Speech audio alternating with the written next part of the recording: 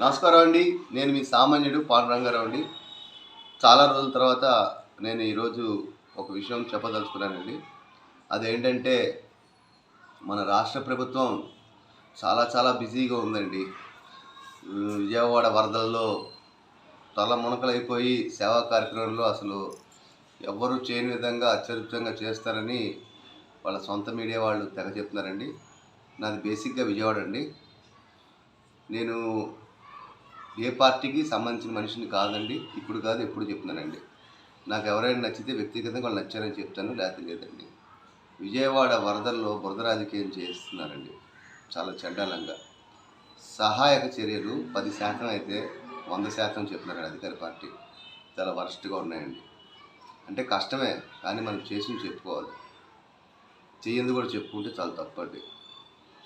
వరద సహాయం కన్నా నత్వానీ గారి విషయంలో చాలా ఫాస్ట్గా స్పందించిందండి మన రాష్ట్ర ప్రభుత్వం. అలానే ప్రతి ఆడవాళ్ళ విషయంలో కూడా స్పందించి న్యాయం చేస్తే చాలా బాగుంటుంది. నత్వానీ ఎవరో తెలియదు, గోల్డ్ స్మగ్లింగ్లో ఆవిడ దొరికిపోయింది. ఆవిడని తీసుకొచ్చి సెక్యూరిటీకి ఎంత అవుతుందో తెలుసండి. ఆవిడకి కొన్ని లక్షలు అవుతున్నాయి. ఆవిడకి సపోర్ట్ చేసి న్యాయం చేశారు. 3 ఐపీఎస్ అధికారిని సస్పెండ్ చేశారు, బాగుంది. అలానే మన జనసేనకు సంబంధించిన డ్యాన్స్ మాస్టర్ జానీ గారు ఒక అమ్మాయి విషయంలో, చిన్నపిల్ల, భవిష్యత్తు చాలా ఉంది, చాలా చండాలంగా ప్రవర్తించారని చెప్పి కోడై కూస్తోంది సోషల్ మీడియాలో. ఎఫ్ఐఆర్ కాపీ కూడా వచ్చిందంట. మరి ఆ అమ్మాయి విషయంలో రాష్ట్ర ప్రభుత్వం ఎందుకంటే అంత ఫాస్ట్గా స్పందించట్లేదు? ఆయన జనసేన పార్టీకి సంబంధించిన మనిషినా? డబ్బు హోదా ఉందనా? ఇండస్ట్రీలో పెద్ద పెద్ద హీరోలతో పరిచయం ఉందనా? బేసిక్గా పవన్ కళ్యాణ్తో పరిచయం ఉందనా? భయపడి పాపం రియాక్షన్ చేసుకోలేకపోతున్నారు. మరి న్యాయం అనేది నత్వానికి ఎలా చేశారో ఈ పిల్లకి చేయాలి కదండి.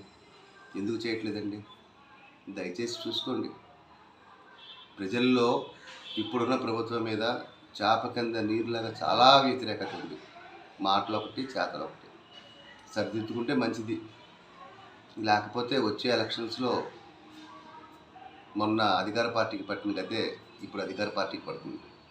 నమస్కారం అండి. మీ సామాన్యుడు పాండురంగారావు.